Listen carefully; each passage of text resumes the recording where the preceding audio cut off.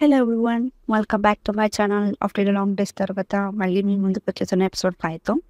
So episode 5లో వచ్చేసి మహాభారతం ఎవరు రాశారు? వ్యాసుడు మరియు గణపతి యొక్క కథ. మన భారతీయ ధర్మంలోకి ఒక అడుగు ముందు వేస్తాం. మనం ముందుగా గుర్తు చేసుకున్నది మహాభారతం. ఇది ఒక అద్భుతమైన కావ్యం. లోకానికి నిజమైన ధర్మాన్ని బంధాలను నేర్పించే ఇతిహాసం. ఈ గొప్ప కావ్యాన్ని రచించిన వారు వేదవ్యాసులు. ఆయన పూర్తి పేరు కృష్ణద్వైపాయనుడు. ఆయన వేదాలను 4 భాగాలకు విభజించి మహాభారతంతో పాటు మరెన్నో పురాణాలను, భాగవతం వంటి గ్రంథాలను రచించిన మహర్షి ఆయన. మహాభారతాన్ని రచించడానికి వ్యాస మహర్షికి ఒక సహాయకుడు అవసరమయ్యి గణపతిని ప్రార్థించగా గణపతి ప్రత్యక్షమయ్యి ఆయన ఆశ్రయించారు. అప్పుడు గణపతిలో ఒక షరతు పెట్టారు.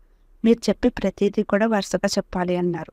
అప్పుడు దానికి వ్యాస మహర్షి ఒప్పుకొని వ్యాస మహర్షి కూడా ఒక షరతు పెట్టారు. నేను చెప్పే ప్రతి ఒక్క వాక్యం కూడా మీరు అర్థం చేసుకుని రాయాలని అయితే చెప్పారు. వారి షరతులను అంగీకరించుకొని ఈ మహా గొప్ప అద్భుతమైన కావ్యాన్ని అయితే మనం మహాభారతానికి అయితే తీసుకొచ్చారు.